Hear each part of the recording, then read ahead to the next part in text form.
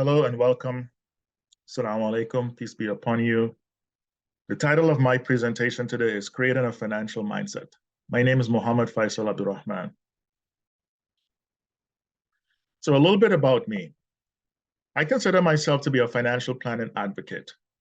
In a prior life, I was a financial planner and advisor and helped people since the year 2000.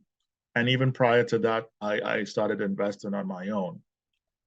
So I kind of see it as a passion, having this advocacy for financial planning and helping people in this regard. With regard to my education, I have an MBA in management, a Bachelor of Science in marketing, and a diploma in small business management. As far as experience, currently I'm in healthcare management. I'm a property owner and manager. As mentioned before, previously a financial and investment advisor, a leasing consultant. I worked in retail management, a small business owner, and an ongoing volunteer in the nonprofit arena. So before I get started, I want to make some acknowledgments because the central theme of my presentation today is based off of a book called 5 Pillars of Prosperity, Essentials of Faith-Based Wealth Building by the author Yaqub Mirza, Dr. Yaqub Mirza, who you see here in the photo on the screen. He's the president and CEO of Sterling Management Group and also the co-founder of the Amana Mutual Fund Trust, and he lectures on Islamic finance and entrepreneurship. So before we get into the 5 pillars, I want to talk about some problems that we all face as a society, as families, as individuals, and as communities. First is earnings. We find that we are not earning enough through either not having a job that's paying you enough to make ends meet. Some people are underemployed, some people are unemployed, and these pose a problem for some. Savings is another area where we find that some of us have too much debt, don't know where to save, or can't save enough. A third problem that we tend to have is investing. Don't know where to invest, we start and stop investments, or we have competing goals, such as saving for retirement, while also trying to save for a child's education. A fourth problem that some of us have is spending. Spending too much, not spending on our goals, or wish we could spend more. This is a problem that some of us run into. Giving as well as charity. Some of us find that we can't give, we don't know where to give, or would like to give, but still face a problem in that regard. And then we'll sum up with wealth building strategies, where we'll talk about don't know where to turn, don't think it's for me, or don't have a will. We'll talk about some solutions around these problems as well.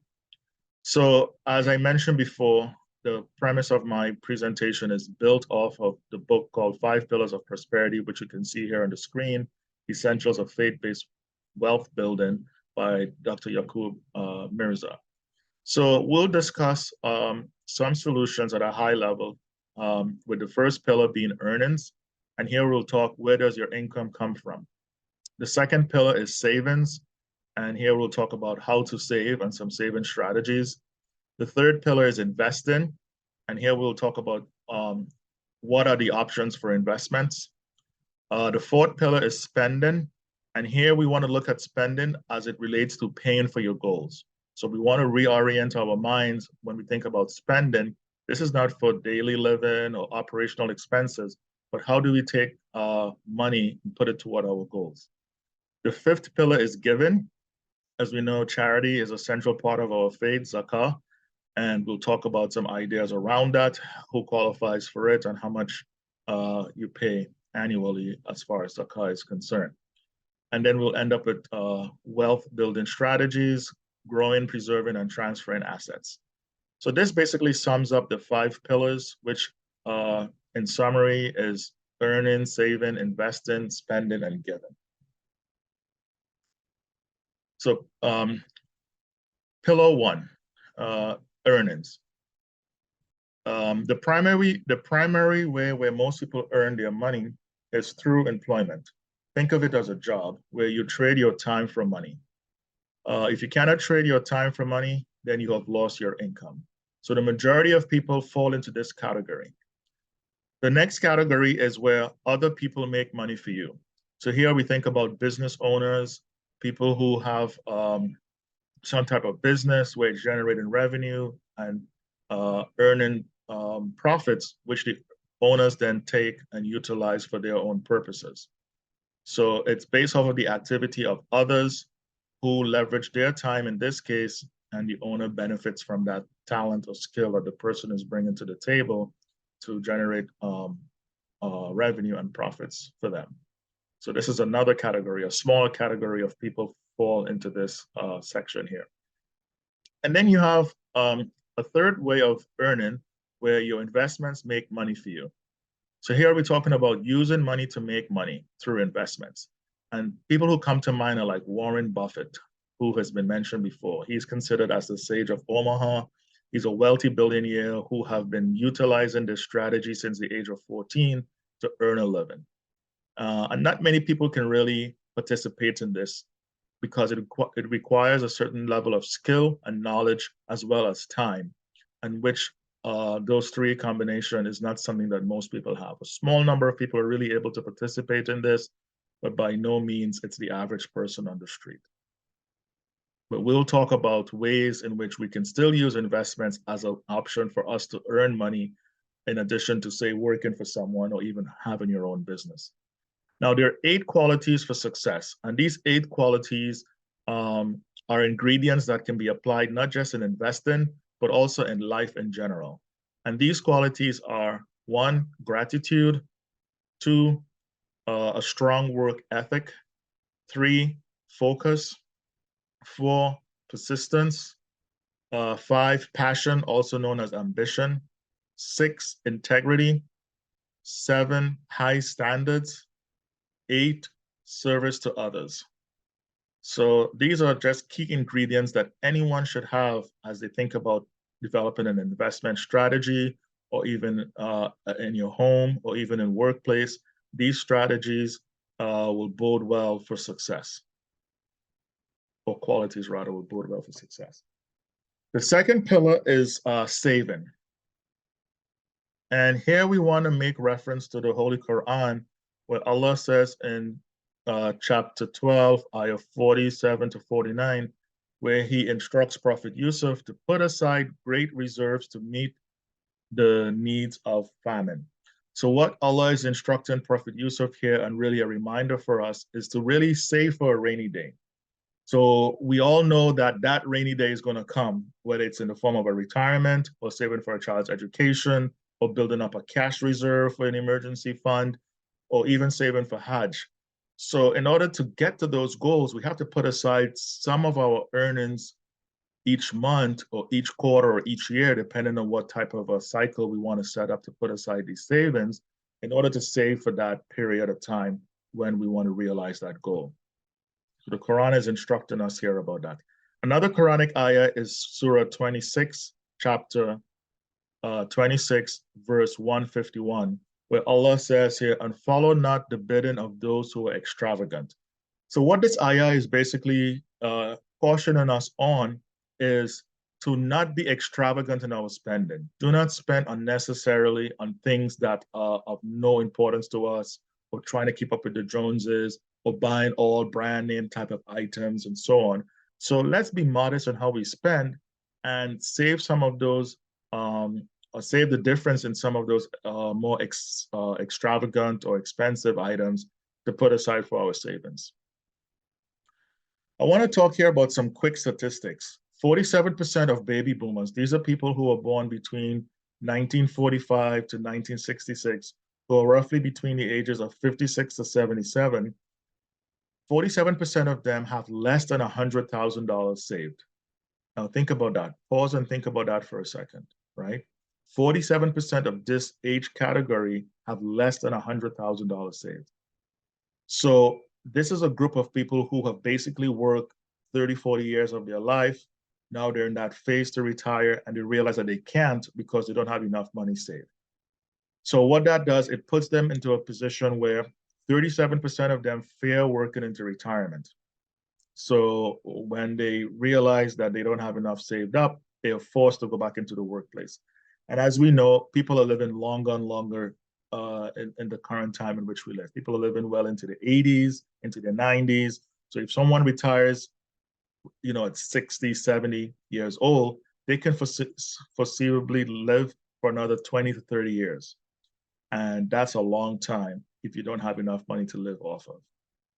Now, another quick statistic here that we want to focus on is the Gen Ys. These are people born between 1983 to 1980 to 1992. So people who are between the ages of 30 to 39 years old.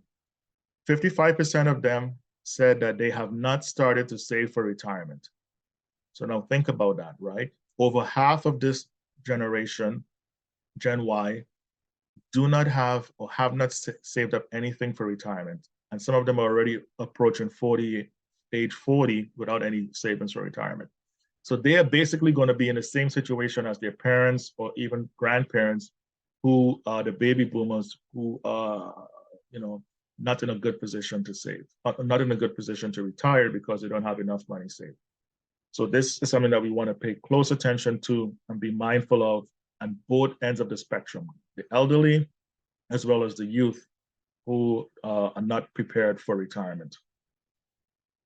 So things that we need to do in order to help improve our saving is living debt-free. We want to assess our current debt picture. We want to reorganize our cash flow, and I'll show you an example about that. We want to start living on a cash and carry basis, meaning that you live within your means. So whatever you earn, you try to meet your expenses through that, as well as savings. Without saying, start saving money and increase your net income. And we want to talk about creating a spending plan, also known as a budget. And again, I'll show you an example of how you can take a current income expense situation and free up additional cash flow for that.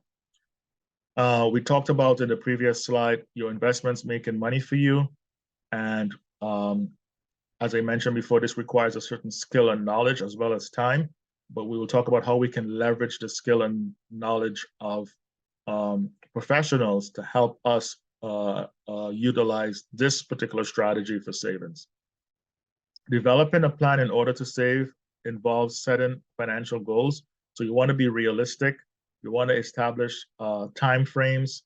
You want to devise a plan and be flexible since goals can change. One key ingredient here is really a time frame, because when you invest in the stock market, you really want to look at a long time horizon. You don't want to look at short time horizons, because that's where a lot of investors make mistakes, where they want to save up a particular goal, but they don't have enough time on their hands. And with market fluctuations, they panic and start taking their funds out. And that's how you obtain losses. So we'll talk about that going forward. Again, develop a budget and live by it.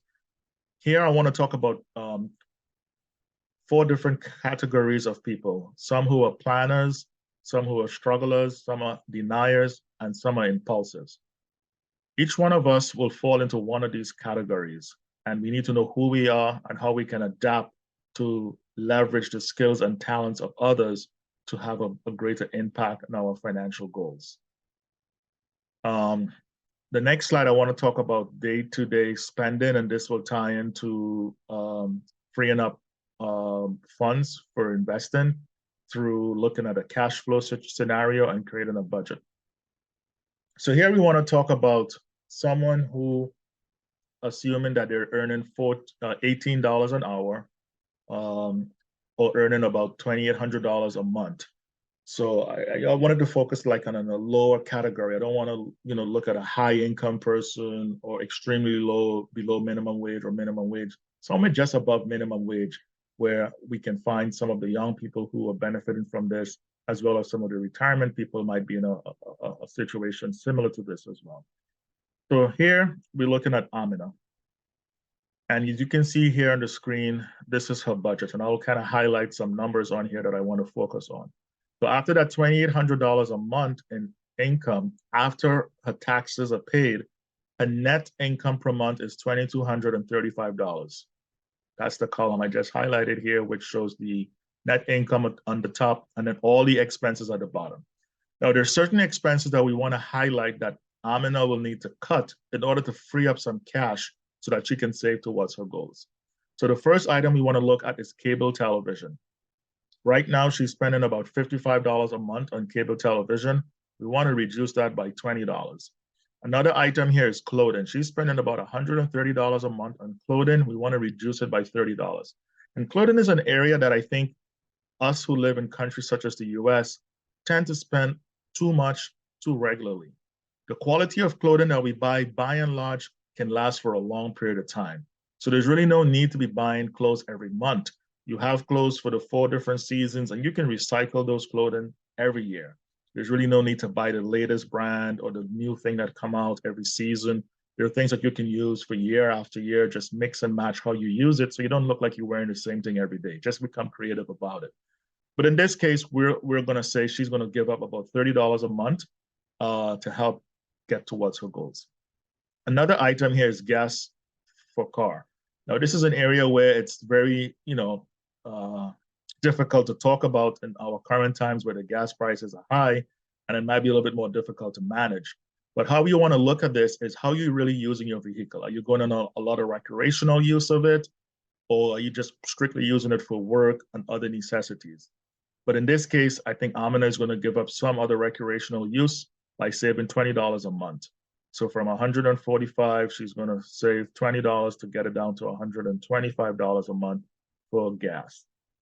A fourth area that she's going to cut back on are meals and entertainment. So this is eating out and entertainment. She spends $425 a month. She's going to give up $100 of that to reduce it to $325 a month. Again, this is a huge area where we can make even more savings than this. But for the sake of this example, we're saying we're going to just reduce it by $100 a month.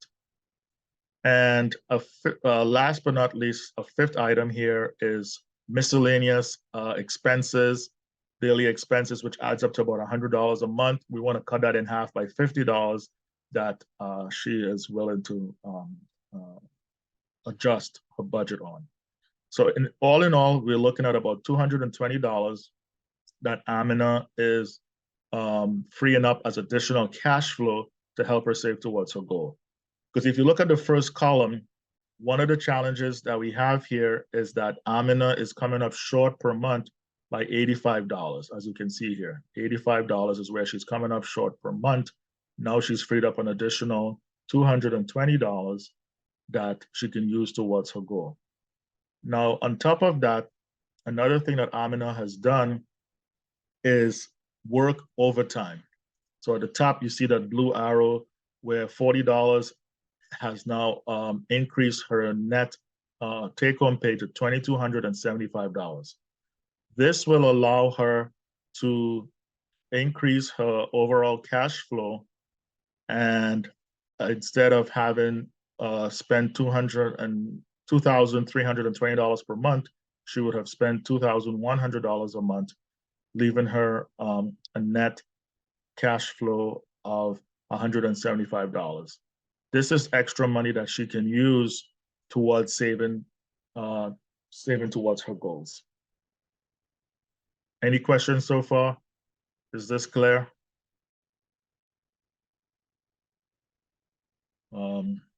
Someone asked a question about the youth today who are with high inflation, how can they afford to live when they have such small income? I would say the answer to that will be what the advice I would give to some of the young people today is to live with your parents if you can, instead of living on your own. This will be a huge way to save on some living expenses such as rent, for example. Or if you can't live with your parents, then do shared living with other young folks like yourself, where you can distribute the expenses so that the burden doesn't fall on one person.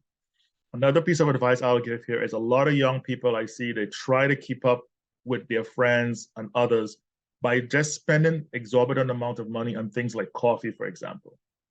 As Brother Ali mentioned before, coffee is something you can brew at home and take with you instead of going to Starbucks and other places. And again, I'm not knocking any company. I don't want to make anyone, who have any preference for some coffee outside to feel bad about it. But the coffee, the cup of coffee you paid $3, $4, $5 is something that you can really save by literally spending pennies on a dollar if you were to do it for yourself at home. So that's just one example where I think the youth, they prioritize the things that they want to spend money on, not realizing that we're in an inflationary scenario right now, and incomes are just not high enough to meet those expenses. So you have to adjust your lifestyle. So that's how I'll answer that. Okay, moving on.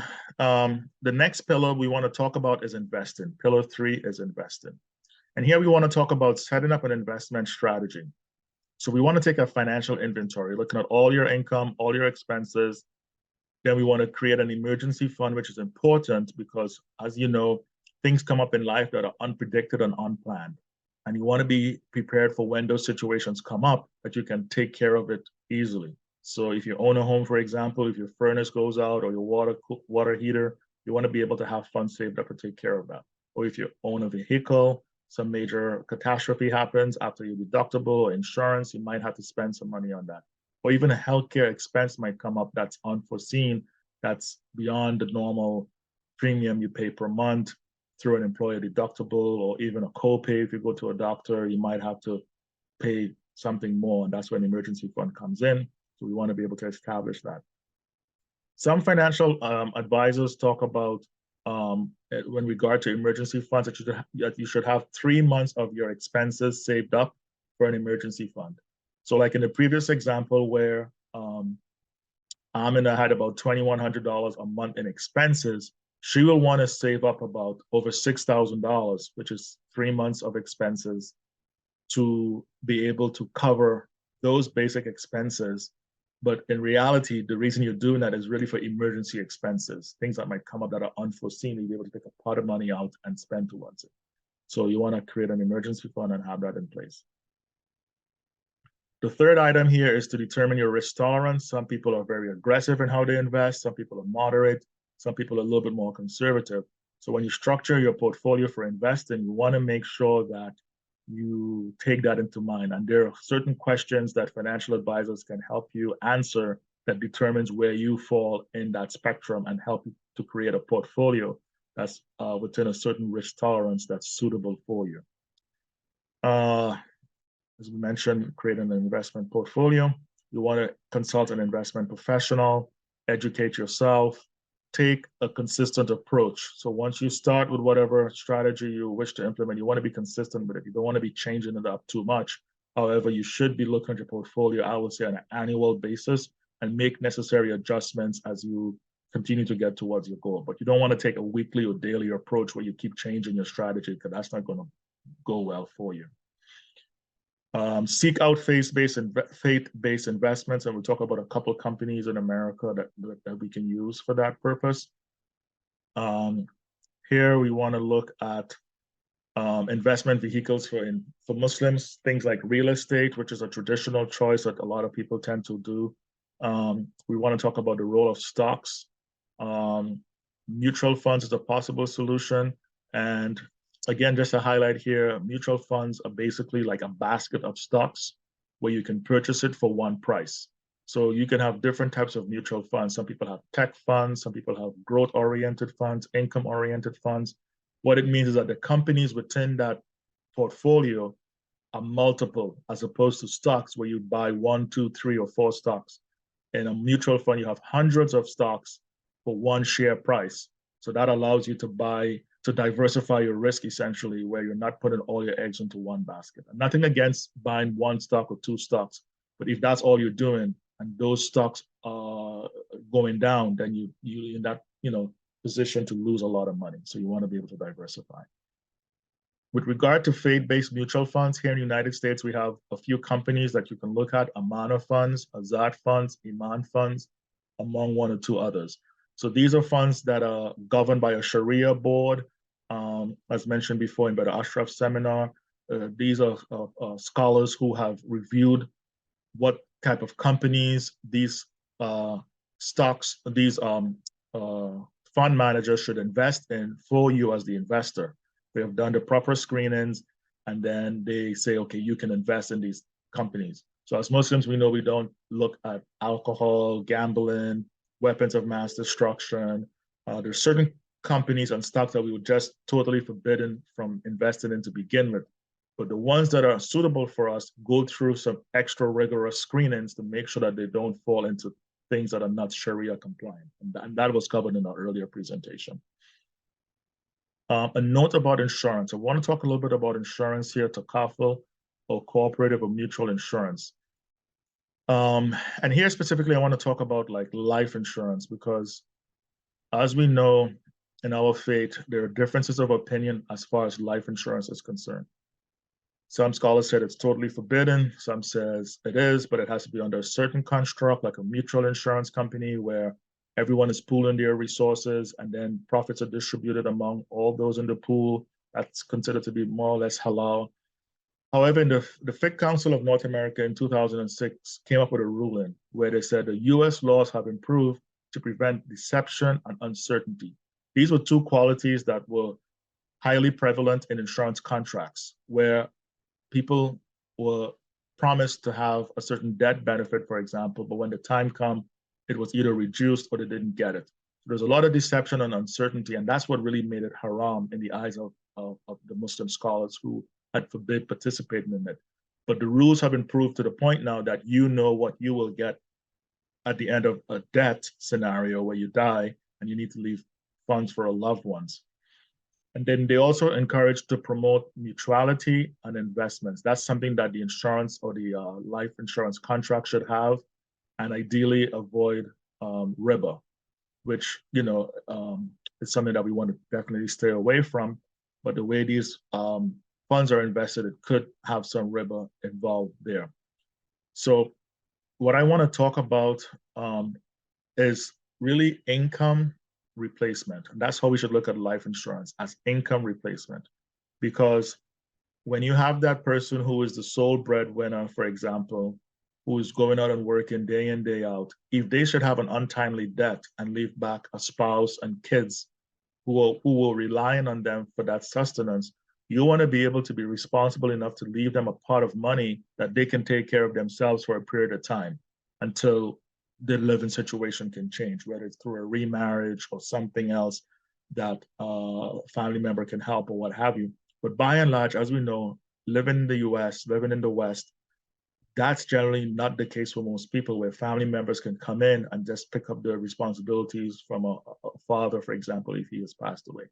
So we need to look at life insurance as income replacement, just as we have other forms of insurance like health insurance, car insurance, property insurance.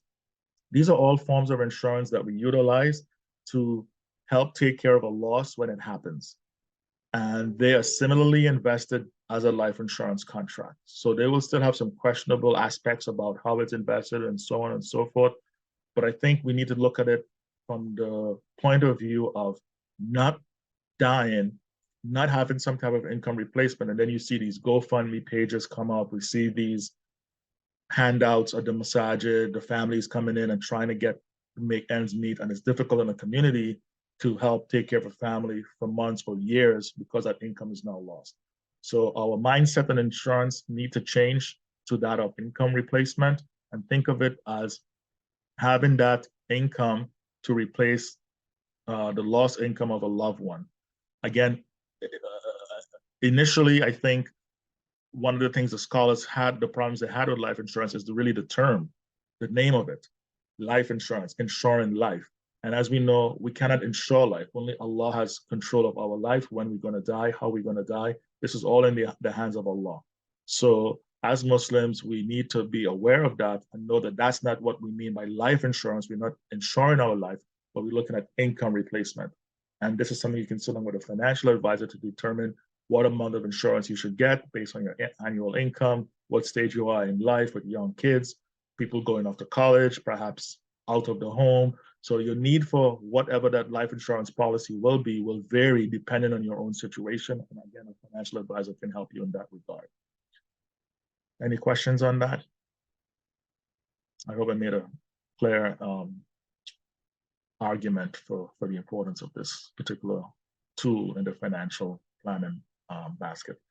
Now, there are some Islamic banks in North America that you can participate in, such as Bank of America, Bank One in Ohio and Michigan, Bank of Whittier in Los Angeles, Devon Bank in Chicago, University Bank in Ann Arbor, Michigan. And these banks, they engage in contracts such as cost plus profit or murabaha, something that the brother Ashraf covered before. And what we're talking about here is, for example, if you were to buy a car, the Sharia compliant way of doing that is to have the bank purchase the car, own it outright, and then they can put a markup on that car and sell it to you.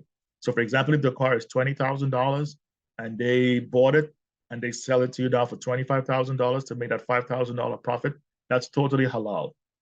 What is haram is when you go to the bank and take a loan for $25,000 to buy that car that's costing $20,000, allowing the bank to make the profit that way through the use of loaning you the money. That's where we have the problem as Muslims from a Sharia perspective. So these 5 banks, they have now implemented certain types of contracts where you as a Muslim can go in and say, hey, I want to buy the car from Joe's dealership down the road, but I don't want to go through the finance department with Joe's dealership. I want to come to you where you can purchase the car for me, and then I will pay you back on some agreed monthly installments with a profit that's agreeable to you. So that's one strategy. The other one is ijara or leasing, where again, the bank can purchase the item, whether it's a car or a house, and then they can lease it back to you over a period of time, and then you can become the owner of it at the end of that leasing period. So that's another way in which you can engage with these banks to be Sharia compliant and not fall into a riba situation where you're borrowing money from the bank to purchase the item or to lease the item. But in fact, the bank is taking ownership of it and then selling it back to you or leasing it to you. So this is totally halal. So the next step here, I want to talk about looking at retirement. I mean, we'll look at this first scenario where we want to use the comparison of total accumulation at the age of 65. So there are 3 examples here where looking at an annual rate of return of 10%, we have in the first example, say the person is Asila, who has saved up $2,000 over $2,000 per year over a 5-year period. So she has invested $10,000 over a 5-year period between the ages of 14 to 19. So she started working when she was like in middle to high school and just saved up all her money that she earned over that 5-year period. And she didn't add anything else to this. So all she saved up was $10,000, invested it with an average annual rate of return of 10%. And at the age of 65, she has a $1.1 million portfolio to retire from. So that's one example. The second example is Adam, who invested also $2,000 per year, but he started later. He started at the age of 19, and he continued for 8 years, and he was able to save up $16,000. So he didn't add anything else after that, after the 8 years. But when he retired at the age of 65, he has a little over $1 million. So it worked out well for him. And then we have a third example of Amina, who did not start investing until she reached the age of 27. And she did that for over a 38-year period, investing as well $2,000 per year to ultimately have $78,000 saved or invested. And that portfolio grew to $883,000 by the time she turns the age of 65. Now you look at these 3 examples and you ask yourself, well, Amina, who put more money in, why is it that she has less at the end of that period of retirement? Well, the reason is she started later. And even though she put in more money than Adam and Asila, she had less time to have her money grow in the stock market because she started at a later age of 27 and she continued until 65. But because she has lost all those earlier years, her portfolio is much less. So the key takeaway here is the power of starting early to save for retirement. The earlier you can start, the better it is for you in the long run because you'll have a larger portfolio. And as we mentioned before, with folks living a lot longer these days, having a large portfolio saved up in retirement is going to bode well for you so that you don't outlive your portfolio, but your portfolio should be outliving you, meaning like when you die, you should be able to leave something back for your loved ones. So this is just one example of savings for retirement. Another example we want to show here is an example where the average return is rate of return is 5%. And you start in here in this case with a $500 investment per month, and then you add in $50 per month. And we want to show how this looks if you were to put $50 a month, $100 a month, $250, or even $500 a month over a 5, 10, 20, or 40-year period. And why we have these different time horizons is because to reflect the audience, to show that there are people who might be at a different stage in their life right now, but if they were to follow a strategy like this with a very conservative rate of return of 5% per year, what their portfolio will look like if they were saving, say, $50 a month, $100 a month, $250, or even $500 a month after that initial investment of $500. So as you can see here, someone who has like 40 years until they're age 65, so they're probably, what, 25 years old right now, I think. That will be 40, 45 years. 40 years, they'll be 65 rather. Their portfolio can be $769,000 if they're able to put $500 a month consistently over a 40-year period. Again, looking at a very conservative rate of return of 5%. If someone on the other end of the spectrum only has 5 years until retirement, so now they're at age 60, but this is when they just started to save for retirement, well, in 5 years, they will have $34,000 if they're able to put $500 per month. If they're on the other end of the spectrum and they can only put $50 a month, then we see what that scenario looks like. They will have $4,000 per month. Or if they're have 40 years and all they can do is $50 a month, then they have $80,000 saved up. But we hope with the person who has a much longer time horizon that they can increase how much they put in per month because of job increases, salary increases, so on and so forth. That individual is now able to put more money in per month. But this is just, again, another example to show what a portfolio can look like depending on your saving ability. I want to touch on here the fourth pillar, which is spending. And as Muslims, there are certain things that we want to achieve, such as going to Hajj, savings for a home, saving for education for a child, and ultimately, as everyone wants to do, is to save for retirement. So as I mentioned before, we want to look at the fourth pillar of spending and the lens of saving towards a particular goal. So we're not talking here about spending to buy food every month or clothing or things that we mentioned before, but really how we can reorient our mindset to think about spending and through the lens of savings for a particular goal. So we'll take one of these, I think in the next example, we'll talk about planning to spend for higher education. So saving for a kid's college. And in this example, what we want to look at is you have a child who is 1 year old and you realize, okay, you want to save for his college. And let's call him Adam. So you have 17 years to save. And you say, you know what, I want to put him in like the best state college. We're in Maryland, so we know University of Maryland is like a top state university. And in the year of 2020 to 2022, the annual cost of education alone, tuition only, is $10,954. So we're not looking at room and board or any other expenses, just purely education, tuition rather. So looking at an average rate of inflation for college of about roughly 3%, and I think it's really higher than that, but for the sake of this example, we'll use 3%.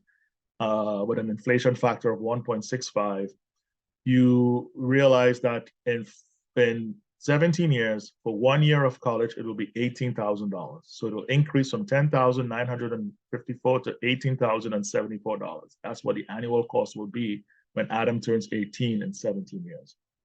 So the overall 4 years of college will be $72,000. So how do we save for that? So what we want to look at here in the next slide is, or the next part of this slide is how much to invest each month to save for this goal. So we know that the future cost of tuition, the total cost will be $72,296 with a periodic rate of return of 8% per year, assuming a pre-tax average of the periodic factor that we'll use rather is 33.75%. So the annual savings that we will come up with for Adam in this case is $2,142 is what you need to save annually to meet this goal. If you cannot do it annually, you can do it quarterly. You're looking at $535. Or if we want to do it monthly, we're looking at $178.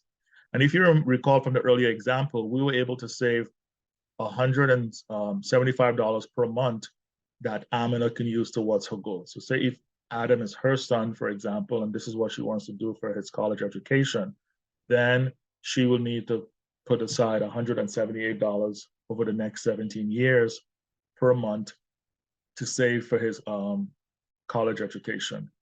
Now, as we all know, if this person is a young individual, say in their 20s, who's the parent of this child, we hope that their income can increase over time. So with an increase in income, you can increase your savings and meet this goal in a shorter time horizon, or even save towards other goals as well. Is this clear? Does anyone have any questions about this? Okay. The next slide that we will look at has to do with pillar 5, giving. And I want to start this by highlighting here this Quranic ayah where Allah says, those who spend in charity of their goods by night and by day, in secret and in public, have their reward with their Lord. On them shall be no fear, nor shall they grieve. And this is in Surah Baqarah, the 2nd chapter of the Quran, ayah 274. So what Allah is basically telling us here is that when you give, whether you do it secretly or privately or in public, your reward is with your Lord. And you should not have any fear, nor shall you grieve, because he's going to reward you in abundance. Whether it's in this life or the hereafter, he will give you a greater reward. So we should not be fearful of giving as Muslims. So the first, the 4th pillar in Islam is zakah, which is charity. On our annual savings, we're instructed to give 2.5% of that money that we have saved up over 1 year period. And in Islam, there is something called the nisab, which in the time of the Prophet ﷺ, it was 20 dinars, which is the value of gold today, which is 87 grams, which the equivalent in dollars, because we don't trade in gold or save gold or use gold like that, it's $7,061.65. This was calculated back in June of 2022. So in June, when this calculation was done, the value of gold in dollars was over $7,000. So if you have $7,000 saved up from 1 year, from June to June, then you need to give 2.5% of that in zakah, right? That equals to $176.55. Now, the other way of calculating zakah is based off of dirhams, which is the value of silver. So gold and silver were the primary commodities used in the time of the Prophet ﷺ for trading and for doing business, and how people save their wealth was through these two commodities. And if you had silver, then the grams equivalent of 200 dirhams is 612.36 grams. That's the weight, the value. And in today's dollars, that is $625.73. So if you have that much saved up after 1 year, then you need to give zakah of $15.64. Or you might ask, well, what should I use? Should I use gold? Should I use silver? There's difference of opinion among the scholars on what to use. But if you wanted to say you were using silver as the baseline, then that, you'll probably have more people can give zakah, because most people would have saved up over $600, and then that made them eligible to pay zakah. It's like the minimum amount you can look at. So if you wanted to use the silver, then that might include some kids, some children who had some savings put aside for them. Now they have to pay zakah on that. And it's a good thing for us to do as Muslims, and to even encourage our kids to do it. So we shouldn't say our kids are too young, they should give away zakah. Let them take that money out of their account and go give it to a poor person who they know, or family, or what have you. That's how we want to build this particular faith, this particular pillar in our faith, is by even carrying it on through the kids. So I'm not here to tell you which um, um, method to use, whether it's gold or silver.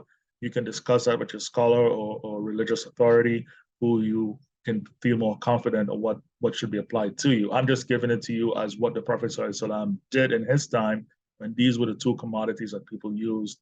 And if they were saving up silver or using silver, then they base it on that. Or if they were using gold, they'll do that. Today we have dollars, and we have to translate the value of those to dollars, and we need to determine which one we want to use. Now, I want to add a third point here because in the book, the author, Dr. Yaqub Mirza, he decided to use a different methodology for calculating zakah. And he said he had consulted with some scholars that suggested this recommendation for him. I want to just put a caveat here that I do not subscribe necessarily to his particular methodology, but because he wrote the book and I'm using the book as a template for my presentation, I did not include it initially when I had him review what I was going to discuss from his book. I did not include his perspective, and he felt like I should because he felt strongly about it. So I'm representing it here, I'm presenting it to you, but personally, I don't ascribe to it. However, I will explain the rationale behind what he is advocating as it relates to using the annual cost of living as a measure to determine the amount to give in zakah. So in Maryland, the average cost of living is about $25,860. And what we're talking about here is what expenses it will cover for 1 year. So rent, utilities, food, so on and so forth. The average person in Maryland spends this much. Of course, it's higher, it's lower. It may not apply to everyone in this room, but this is the number that we have to go off of because we have to use available public data to come up with this number. So what Dr. Yaqub Mirza is saying is that if someone has this much saved up in their account, then they will pay 2.5% of that, which equals to $646.50. So a much larger amount can be given from this amount if you have that much as a minimum saved up for 1 year. Now, the reason why I don't like this, to me, I think it excludes a lot of people who technically qualify for zakah, because I think people will fall either in the silver level or the gold level. And if they have that much, then I feel like you can give to more people. Like more people will be eligible to give zakah and they can distribute to more people. However, if you use Dr. Yaqub Mirza's formula, then most people may be excluded from giving zakah, but then they can give a larger amount. So that's the toss-up between the two approaches. But like I said, I don't ascribe to that personally. However, he said that he has gotten this from some scholars who advocated this methodology. And again, I will turn it to you, the audience, to turn to your scholar, turn to your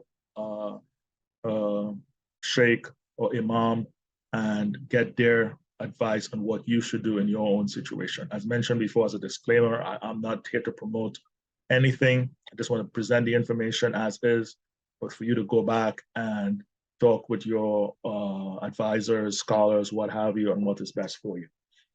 So is that clear? I hope that's clear. I hope no one has any questions on that. Okay, now the second way in which we give as Muslims is called sadaqah. And sadaqah basically is any amount that can be given at any time and as often as you want. So sadaqah is just money you can give away. It could be clothing, it could be anything that is of value and someone can benefit from it. You can give this at any time in the year. So unlike zakah, which is paid once a year, annually, sadaqah is paid at any time. And most people tend to pay zakah like in Ramadan because they know they can get greater rewards in Ramadan. So they will use that as their annual period where they will look at how much funds they have from 1 year to the next, and then the difference is what was saved. That's what they will use to pay their zakah. Generally in Ramadan is when we tend to do it, but again, zakah, it doesn't have to be done in Ramadan. It can be done anytime in the year once you have a 1 year period that has elapsed. Okay, the next topic here in terms of giving is there are generally other types of giving strategies we can implement, such as donor advised funds, charitable remainder trust, family foundations, These are just some other sophisticated tools that we can use depending on the value or the level of your wealth that you can utilize to benefit from some of the tax advantages here, but still be able to give money to the poor.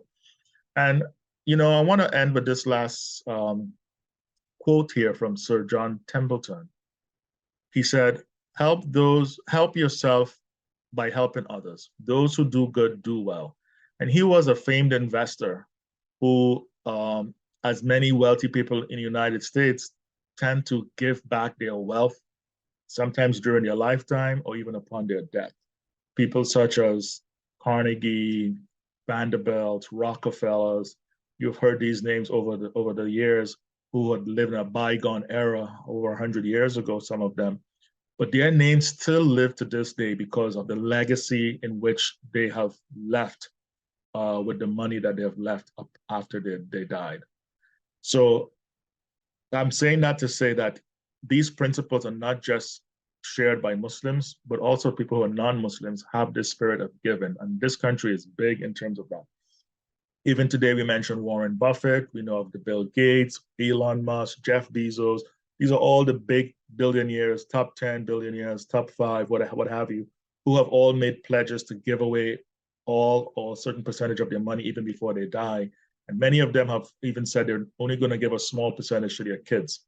Now, just another point here, Islam, we have certain principles in how we give away our wealth to our kids, family, parents, and so on and so forth. There are certain rules on that, and we should abide by that in our faith. But I know, I think there is a caveat for Muslims where you can give up to a third of your assets just, to any kind of charity or whatever you want. And then the rest you can divvy up according to the Islamic principles. But again, that's a topic you should take up with your scholar, advisor, Sharia, a scholar, or imam to discuss those things if you're in such a position to have that large amount of wealth. All right, so moving on, we want to just quickly go through here some key wealth building strategies, wealth building and preserving strategies. And here we want to look at, I want to use my wealth to, for example, buy a car, buy a home, start a business, retire comfortably. These are some of the goals that people have, and we're just highlighting them here. To accomplish these,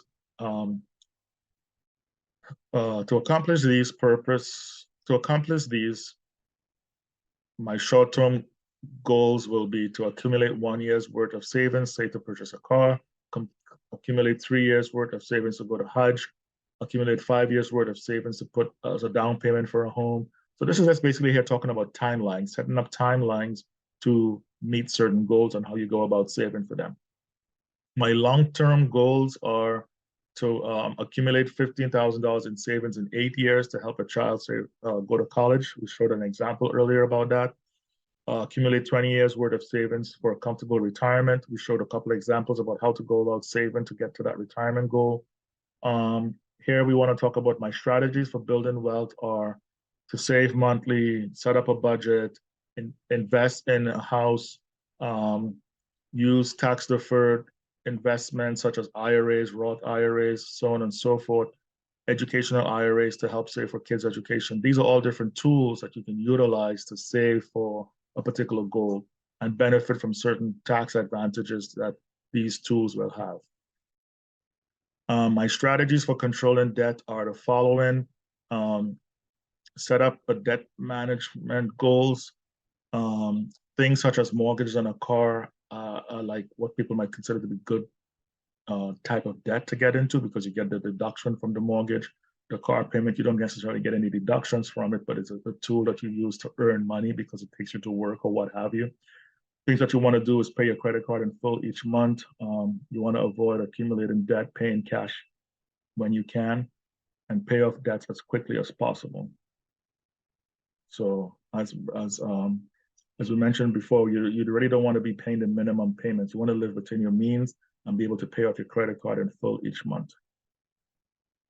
Here I want to talk about making a case for stocks, looking at the 93-year history of the stock market, where $1 invested in 1926, the value of it in 2019 is over $39,000 as far as common stocks are concerned. So you can see here the top blue is small stocks, the value of it after 93 years is about $40,000. Large stocks, about $9,000. The value of the government bonds would be $159. Treasury bills, 22. And inflation here, this is really what we're looking at here is the inflation is $14. So what this is telling us is that the value of $1 in 1929, whatever the purchasing power of that dollar was back then. So say $1, and I'm making this up. I didn't look into this, so don't quote me on this. Let's say a loaf of bread, and this is not a good example because we know a loaf of bread today is not $14, but let's say, for sake of argument, a loaf of bread in 1926 was $1. Then today that will be $14. So I could have done a little bit of a better job here to see what a dollar could have purchased in 1929 and show you today that that's roughly $14 because of the inflationary nature of it. But that's the point I want to make here. Whatever a dollar could have purchased in 1929, that same dollar cannot purchase the same thing in 2019. And the point of this example is some people say, well, I want to save my money. I don't want to invest it. And saving is not a bad thing. But I would say saving your money without any kind of growth attached to it is only good for short-term goals.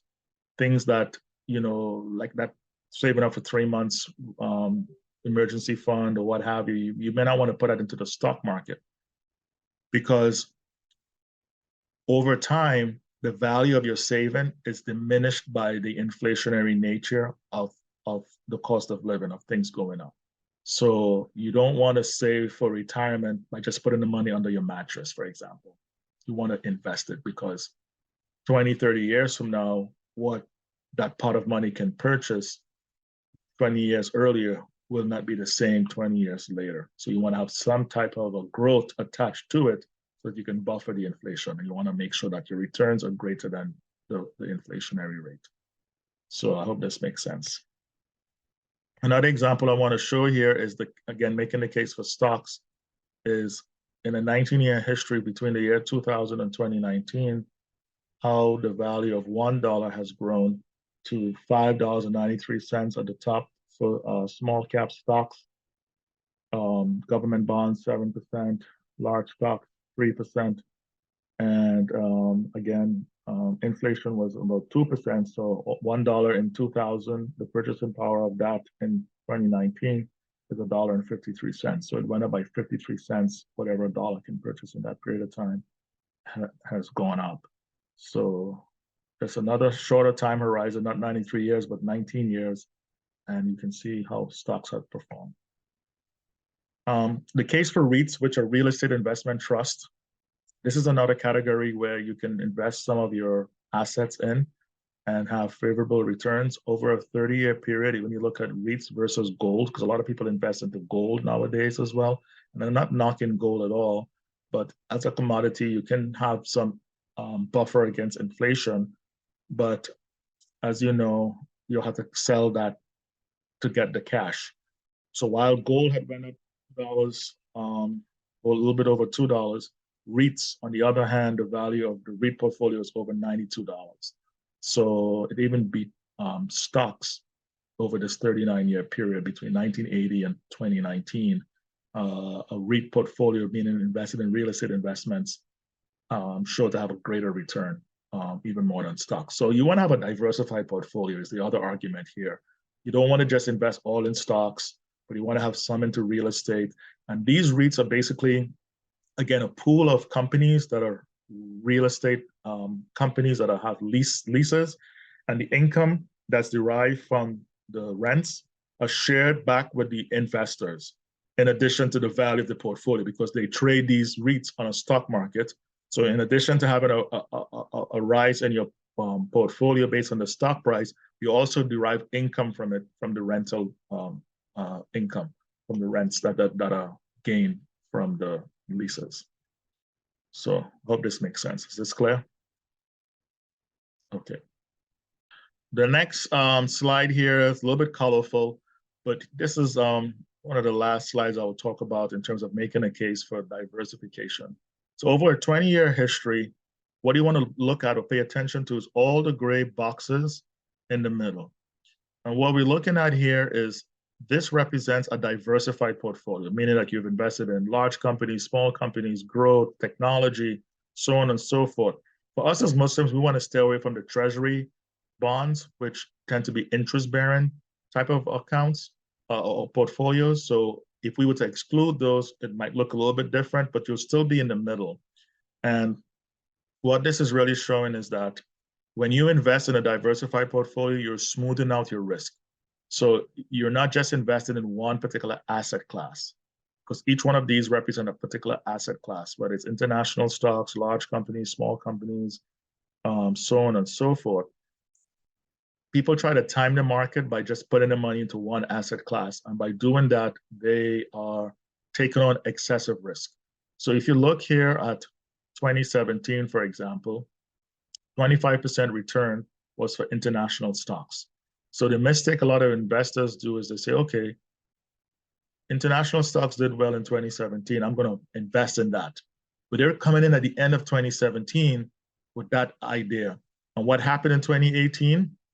International stocks had a negative return, negative 13%.